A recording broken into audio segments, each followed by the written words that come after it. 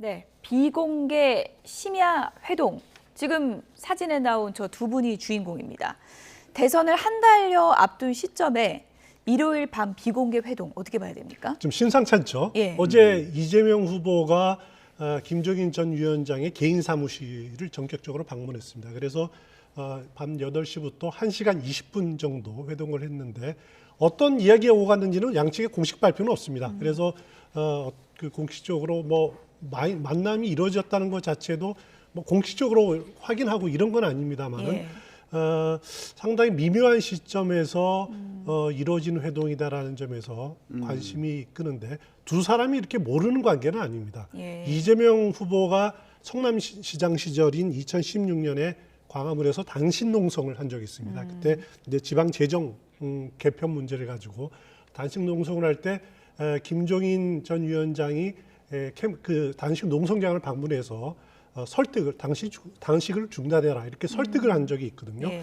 그게 계기가 돼가지고 단식을 중단하고 한 적이 있는데 김종인 위원장은 그동안 이재명 후보가 만나자고 한다면은 뭐 못 만날 곳 없다라고 예. 하는 입장은 보여왔습니다. 그래서 어떤 이야기가 오갔는지 또 앞으로 캠프에 합류할지 예. 그 여부는 조금 불투명합니다만은 그래도 만남 자체가 심상치 않은 것은 예. 사실인 것 같습니다. 앞서서 김종인 위원장은 박용진 의원도 만났고요. 그렇습니다. 송영길 민주당 대표도 만났습니다. 근데 송영길 민주당 대표 같은 경우에는 김종인 위원장이 이재명 후보에 대해서 긍정적으로 평가하더라 이런 취지로 또 얘기하지 않았습니까? 그래서 어떤 얘기가 오갔을지 더 궁금한 게 사실이에요. 그렇습니다. 그래서 뭐 이 자리에서 이재명 후보는 틀림없이 도와달라 이렇게 요청을 했을 거고요.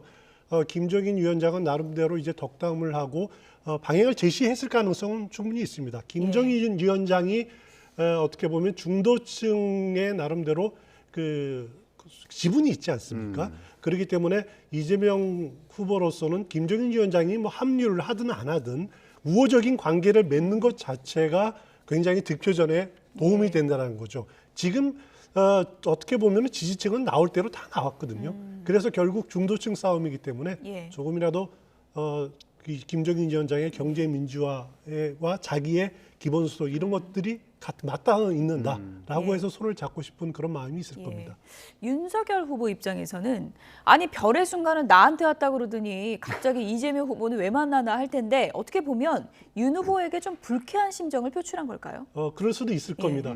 그리고 김종인 위원장의 선택에 대해서 우리가 정확하게 판단하기 어려운 것이 지난 대선 당시 2017년에 기억을 자세하게 되돌려 보면은 김종인 위원장이 뜻밖의 선택을 한 게 있습니다. 어떤 건가요? 대선 한 달 전쯤에 예. 출마 선언을 한 적이 있었죠. 아, 그랬었죠. 출마 선언을 예. 하고 일주일 뒤에 다시 불출마 선언으로 돌아선 적이 예. 있고 대선 열흘 전에 갑자기 안철수 후보를 지지했었습니다. 그래서 개혁정부 공동선대위원장을 맡기도 했었다. 이렇게 갈지자 행보를 벌인 적이 있었기 때문에 지금 이재명 후보를 만난다는 것 자체가 이재명 후보의 지지 선언으로 이어지지 않는다는 보장이 없는 겁니다. 그렇군요. 그렇기 때문에 예. 윤석열 후보 측으로서도 지금 민감하게 이렇게 볼 수밖에 없고 그렇다고 공격할 수도 없는 입장이고 그렇죠. 가급적 중립화시키는 것이 윤석열 후보의 목표일 겁니다.